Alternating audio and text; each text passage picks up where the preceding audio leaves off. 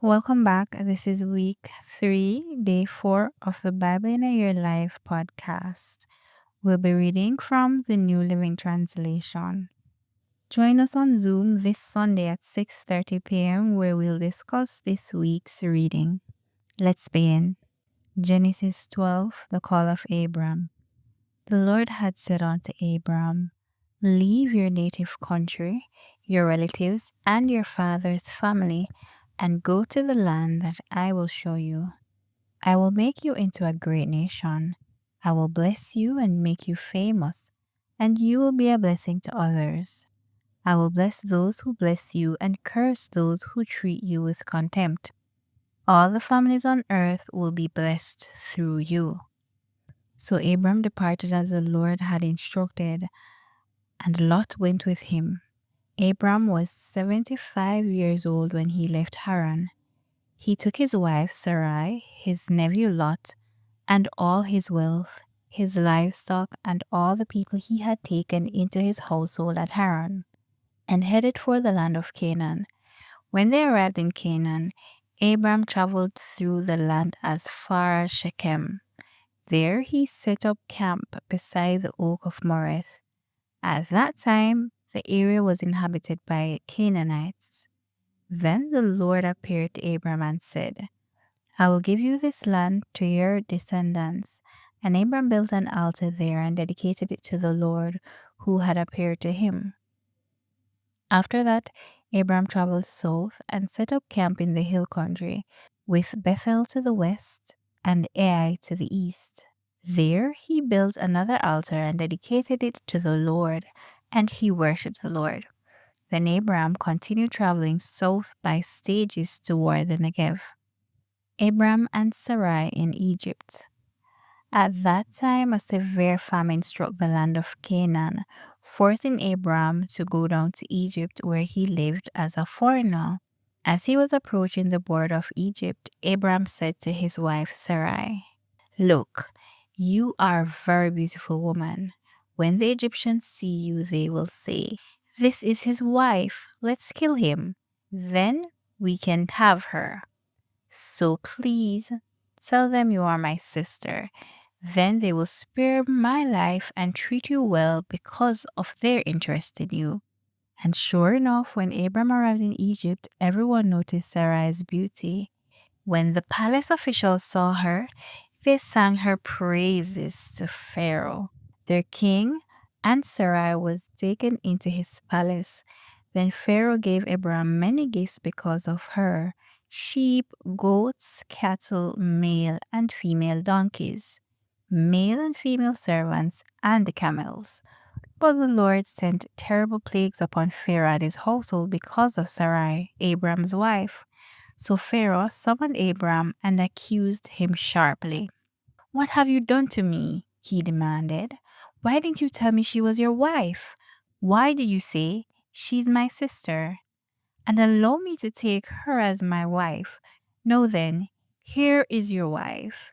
Take her and get out of here. Pharaoh ordered some of his men to escort them, and he sent Abram out of the country along with his wife and all his possessions. Genesis 13, Abram and Lot separate.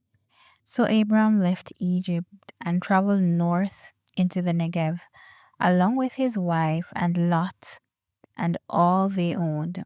Abram was very rich in livestock, silver, and gold. From the Negev, they continued traveling by stages toward Bethel, and they pitched their tents between Bethel and Ai, where they had camped before.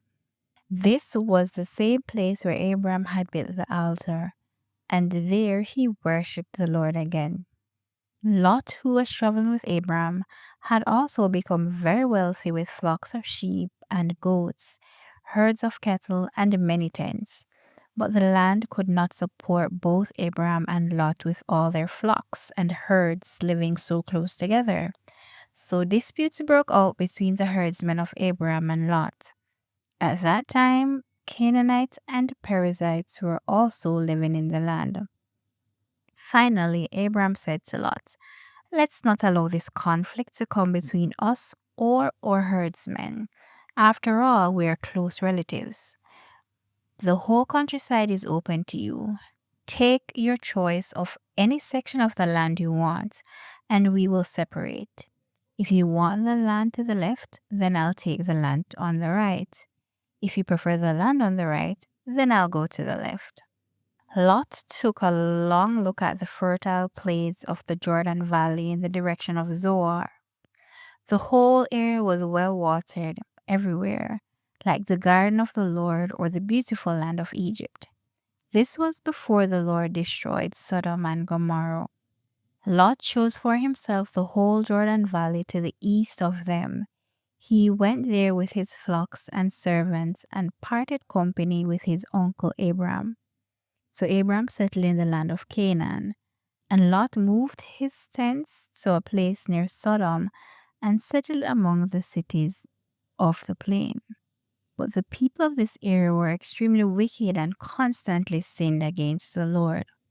After Lot had gone, the Lord said to Abram, "Look as far as you can see in every direction, north and south, east and west. I am giving all this land as far as you can see to you and your descendants as permanent possession. And I will give you so many descendants that, like the dust on the earth, they cannot be counted. Go and walk through the land in every direction, for I am giving it to you." So Abraham moved his camp to Hebron and settled near the oak grove belonging to Mamre. There he built another altar to the Lord. Genesis 14. Abraham rescues Lot. About this time, war broke out in the region. King Amraphel of Babylonia, King Arioch of Elasar, King Kedorlaomer of Elam, and King Tidal of Goim fought against King Bera of Sodom, King Bersha of Gomorrah, King Shinab of Admah, King Shemeber of Zeboim, and the king of Bela, also called Zor. The second group of kings joined forces in Siddim Valley, that is, the Valley of the Dead Sea. For 12 years they had been subject to King Kedorlaomer, but in the 13th year they rebelled against him. 1 year later, Kedorlaomer and his allies arrived and defeated the Rephites at Atheroth Keramim, and the Zewites at Ham, the Emites at Shaveh Kiriathaim, and the Horites at Mount Seir, as far as El Paran at the edge of the wilderness. Then they turned back and came to Enishphat, now called Kedesh, and conquered all the territories of the Amalekites, and also the Amorites living in Hazazon Tamar. Then the rebel kings of Sodom, Gomorrah, Admah, Zeboim, and Bela, also called Zer, prepared for battle in the valley of the Dead Sea. They fought against King Kedorlaomer of Elam, King Tidal of Goim, King Amraphel of Babylonia, and King Arioch of Elasar, 4 kings against 5.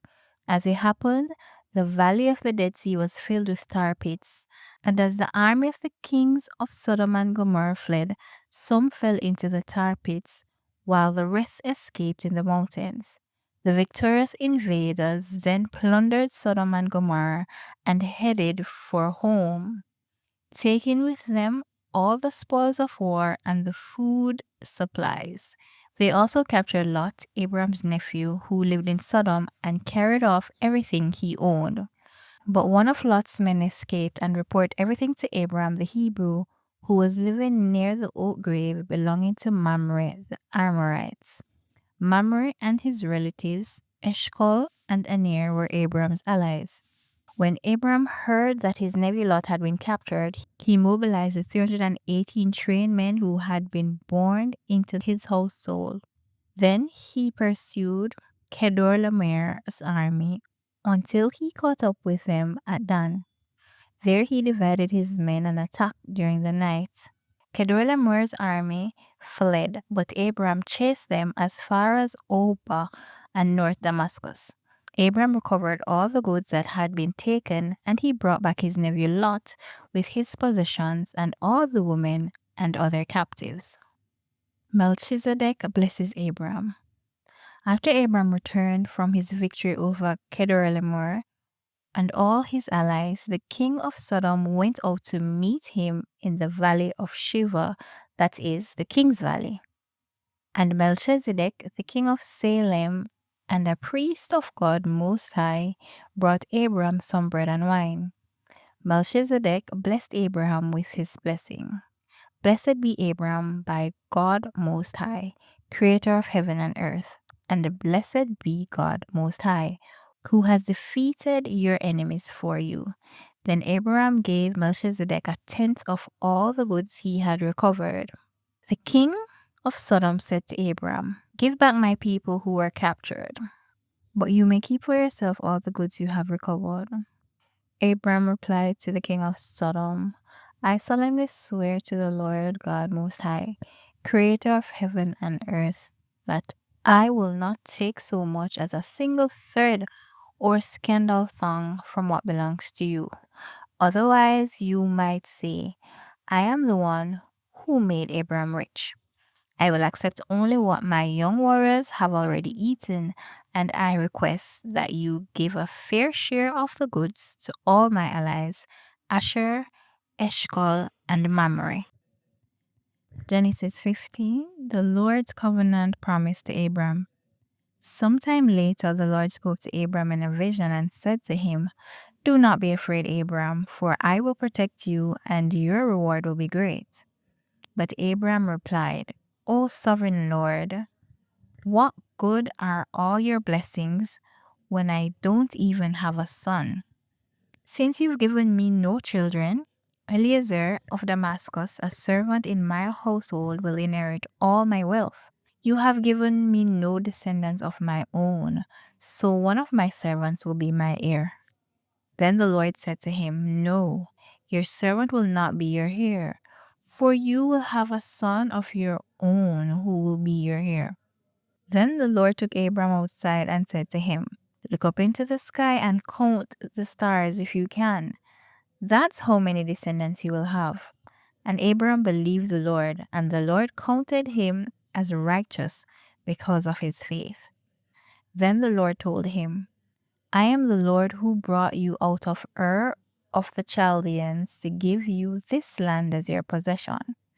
But Abram replied, "O sovereign Lord, how can I be sure that I will actually possess it?"